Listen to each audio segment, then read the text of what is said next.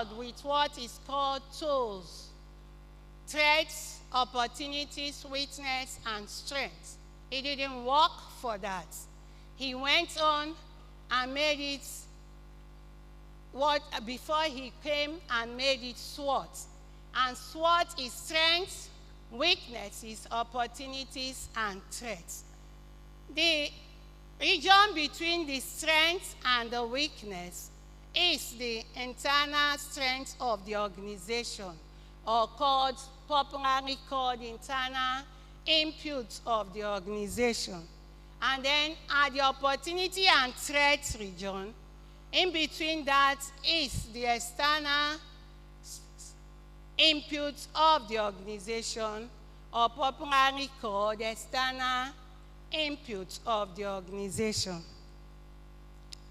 We can use this SWOT analysis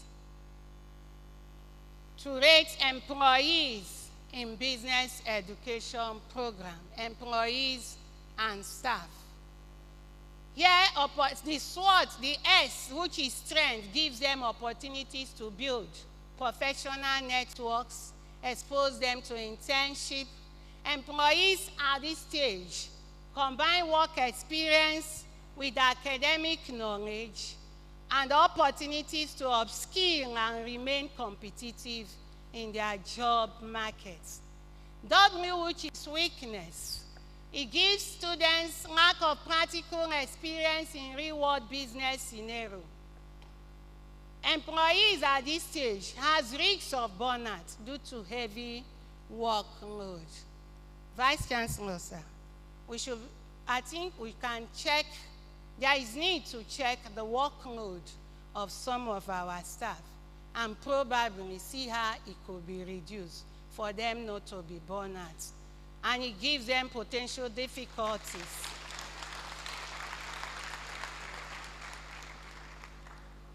For students, it also gives them potential difficulties in balancing academic workload.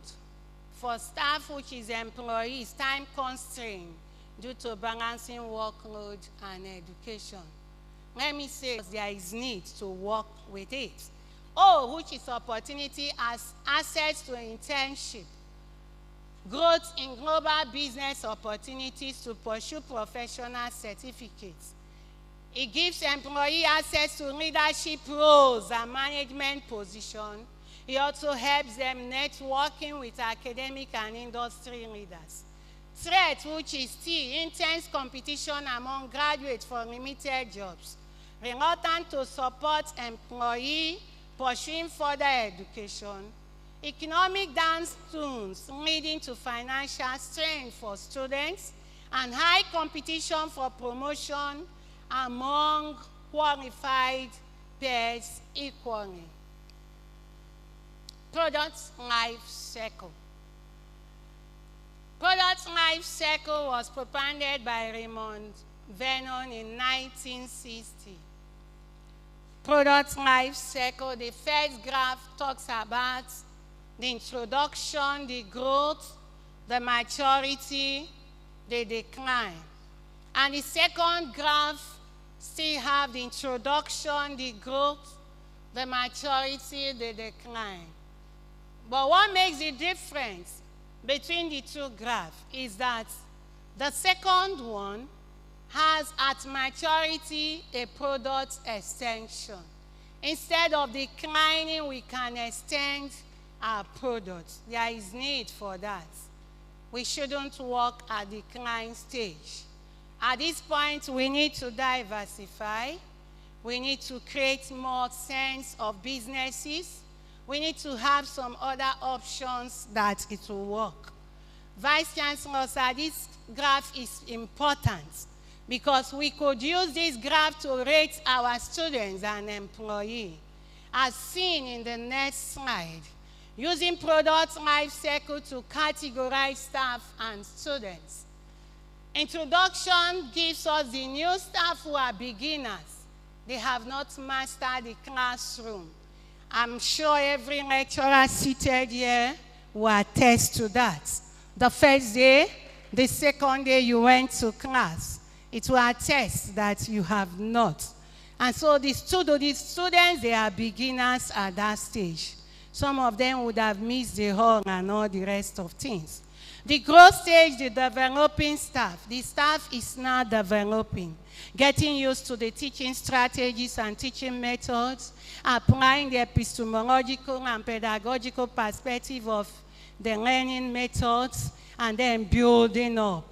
To students, it showcases increased academic performance. At this stage, the students are getting ready. They are even more worried than you, the lecturer, asking you when to come and lecture them. Maturity stage, it gives the staff significant experience. At this stage, the staff is already more experienced and is consistency in teaching methods. To students, the student is now performing at a high level and have mastered most of the subjects. Decline stage, experience, it gives staff experience burnouts. That's why before now I said that we should avoid getting decline and resistant to new ideas. At this stage, you see the staff, when they say, I don't know how to type in computer. I am not IT compliant. There is need for us to follow the trend, join the trend. Showcase for students, it shows high sense of disengagement, lack of motivation, loss of interest in further education and training. Application of product life cycle for management of students and staff. New teachers or staff learn classroom management at this stage. It helps to adjust the system and cope with the curriculum. At the growth stage, gradually they gain confidence in their work with increased performance. And to students, it improves in subject mastery and increase in academic performance. Maturity stage, it helps staff to acquire significant experience, expertise in teaching by mastering the curriculum.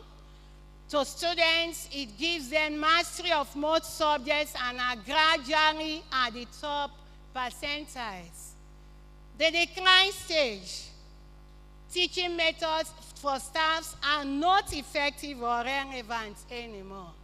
I'm sorry to say that at the decline stage, most people go to class and tell the students stories instead of teaching them. And at that stage, it reduces participation. It gives reduced participation. It gives the students reduced enthusiasm or potential loss of interest. That leads us to garbage can. Vice Chancellor, sir, the garbage can is the most interesting can in the matrix that we are taking today. The garbage can has the choice opportunities. It's a garbage. There is a story in my place, though I don't know how to say it well. They say, that's the elder is the dustbin. And that's the garbage here. Vice Chancellor, sir, at this stage, the exam officer becomes the dustbin to the students. The HOD serves as a garbage can. The dean of every faculty, including the directors, they serve as the garbage can. Because problems must come from either the students or the staff. And so the dean should be able to resolve those problems and give solutions to those problems. The participants are the members, either the students or the staff that is grouped as the participants, and there is need to give them decision. The garbage can has two sketch diagram here. At the first one, the decision is in blue, which is to say, with the participant being satisfied, they go with the decision given to them. And when there is no satisfaction, they move to the next one and they have a choice area. they begin to make choice. Vice Chancellor, sir, please, we should not allow our students to begin to make choice, either to enter this class or not to enter the class. Exam officers, like I said, serves as garbage can. With all due respect, Vice Chancellor, sir, the Vice Chancellor is the garbage can in this great university.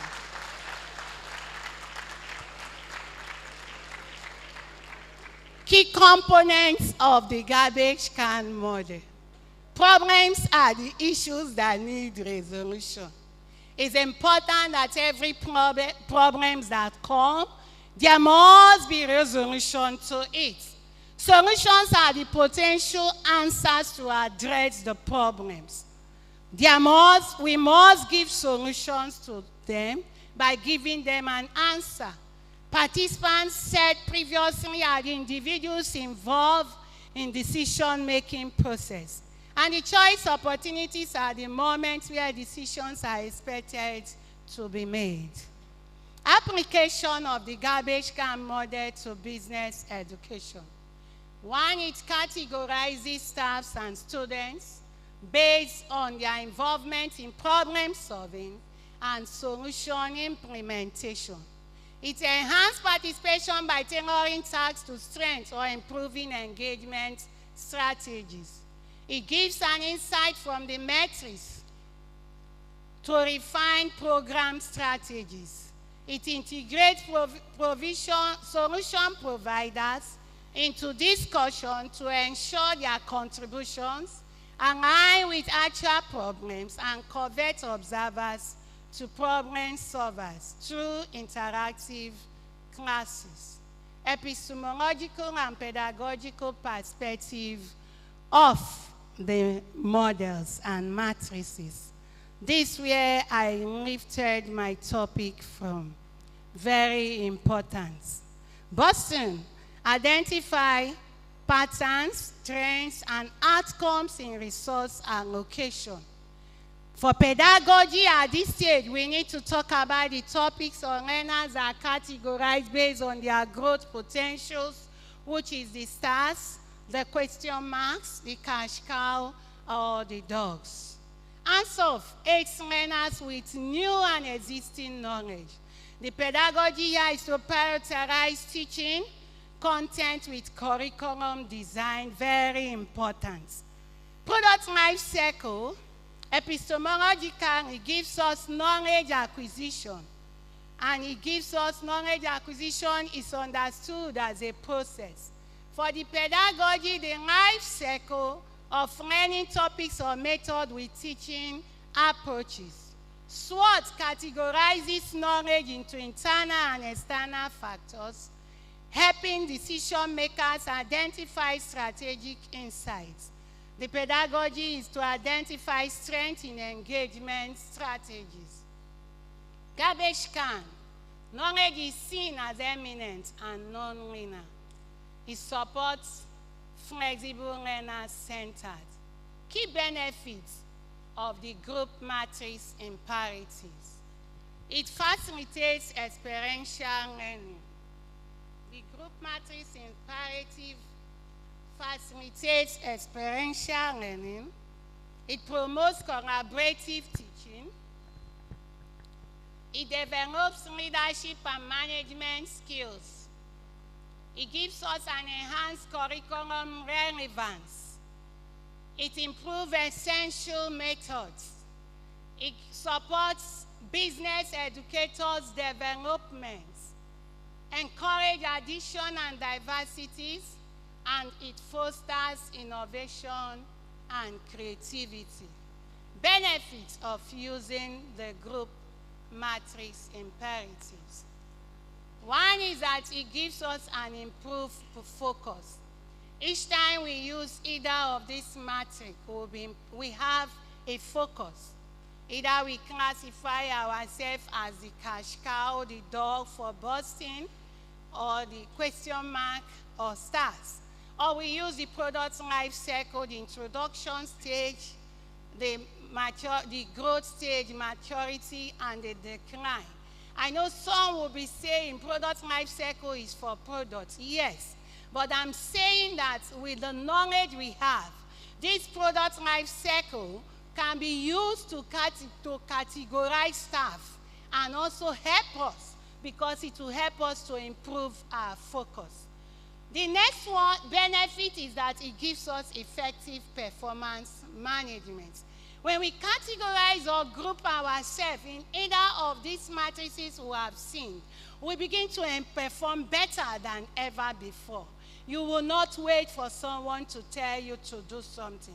There will be no need to say, add my name if you write your paper, because there is no need to add the name. The third one is strategic alignment. When we group ourselves, we strategically work in alignment with the vision and mission of the university. For those in business organization, they work in alignment with the mission and vision in their business organization. My contributions to knowledge. I have a table and a result here. Amesi Harrison took a study on utilization of Boston Consulting Group matrix for the assessment of entrepreneurs and employees in business organizations in South. The result shows a high extent, that's the combined mean result shows a high extent. This study was taken for public operations and business organizations. And the findings from the study reveal that Boston Consulting Group matrix can be effective in assessing entrepreneurs and employees in business organizations to a high extent. We recommended that Boston can be used even to assess employees and students in River State, in institutions, not only in business organizations, but also in academic institutions. Amesi Tende and Anire 2024 took a study on satisfying decision-making model for managerial effectiveness to enhance customer satisfaction in hospitality and non-hospitality industries in Port Harcourt. The grand mean gave us a result of 2.58, and the decision was agreed by the mean. This finding shows that a satisfying decision-making model or matrix like the garbage can, which centers on problem, solution, participants, and decision makers that give choice opportunity, enhances customers' satisfaction in hospitality and non-hospitality industry. Vice Chancellor, sir, we recommended that satisfying decision-making model like the garbage can should be applied and utilized in this, our university, and even in business organizations, though we applied it in hospitality and non-hospitality industries. Amesi, Akpomi, and Amadi 2014 studied teachers' knowledge and application of classroom management techniques in business education. The grand mean gave us a moderate extent, and the results of the mean score shows that most teachers are inexperienced in the techniques used in classroom management and did not demonstrate good knowledge of the issues about classroom management techniques. Based on this, we recommended that epistemology and pedagogy should be applied, and the classroom management techniques should be applied to make them know the intricacies of classroom management. Summary. In summary, Vice Chancellor, sir, ladies and gentlemen, Group Matrix Imperatives is a framework that facilitates the smooth operation of teams by outlining essential guidelines for collective success. Its principles are integral to business education as they prepare students for real-world scenarios where teamwork and collaborations are critical. Group matrix imperatives enhance both the method of teaching and the nature of knowledge gained in business education. They equip educators to prepare students for the complexities of collaborative real-world business environment. This is done through strategic planning and alignment, communication and collaboration, decision-making, performance management, cultural and ethical awareness, and the learning and development. This approach ensures that students in business education develop essential teamwork and leadership skills. Conclusion. The group matrix imperative from an epistemological and pedagogical perspective highlights the intricate interplay between knowledge acquisition, critical thinking, and collaborative learning in the context of business. Education, epistemologically, the group matrix imperative emphasizes the need for educators to foster a deep understanding of concepts, ensuring learners develop the ability to question, analyze, and synthesize information. Pedagogically, it underscores the importance of creating learning environments that encourage teamwork, problem-solving, and real-world application of business theories. Educators, including those in business education, must balance theoretical knowledge with practical skills, integrating diverse perspectives of the matrix and models to prepare students for complex, dynamic environments. This dual approach not only enhances individual capabilities, but also strengthens collective problem solving, which is essential in business institutions and organizations. Recommendations. Based on the foregoing, the following recommendations are made.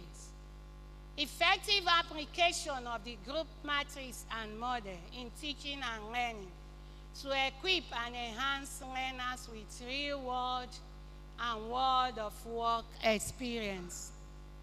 Institutions and organizations should select the most appropriate matrix and model to be utilized in the assessment of staff and learners, who should be measurable and appropriate in the circumstance. Group matrix imperative utilized in management and business field should be applied to business education and related educational programs because of its personalized learning, efficiency, measurable impact, and improved outcomes. Business and non-business organizations in a competitive environment should seek an advantage over their competitors by utilizing group matrices and models like BCG, that's Boston Consulting Group Matrix, ANSOF, Garbage Can, Product Life Cycle, including SWOT analysis, to assess business growth potentials and design a model to assist them have an edge over their competitors. Group matrix or model could be utilized by business organizations and academic institutions for mutual goal setting, such as project planning, curriculum development, and improvement of the learning environment. Thank you for your esteemed audience.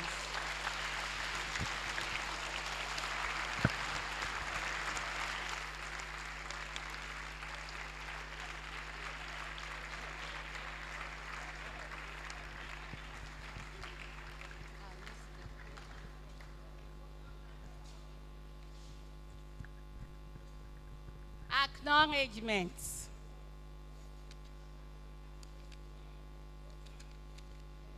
I appreciate the Vice Chancellor,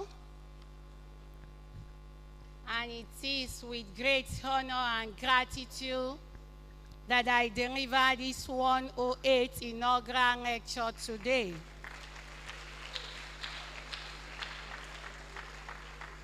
Making a significant milestone in my academic journey. I extend my heartfelt thanks to Professor Nkpolu-Oroworukwo S. Okomle, DSS ROS, the Vice Chancellor, Rivers State University, for this opportunity to make my presentation.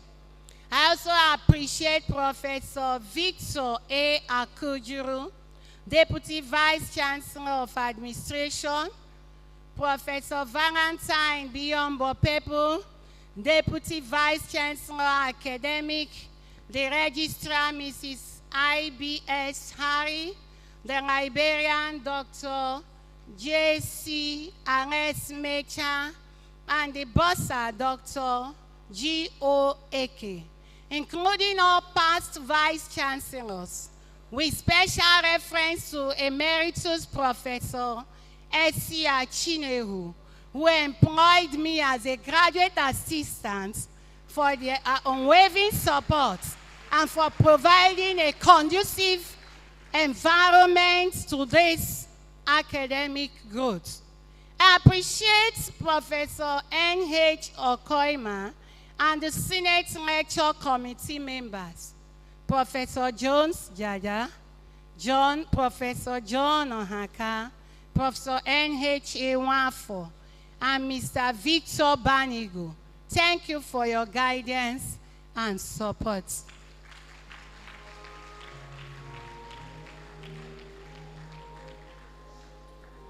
I owe a special debt of gratitude to my mentors and academic fathers and mothers.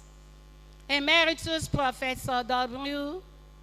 A. Amehuri, Father of the Faculty of Education, my academic dad and mentor, Professor P.C. Okwere, my mentor, brother, and all in all. Executive Secretary, NCCE Abuja, late Professor G.I.K. Nakaniwo, the man that took away humiliation from me by giving me a personal office and appreciating my worth. May his soul rest in peace.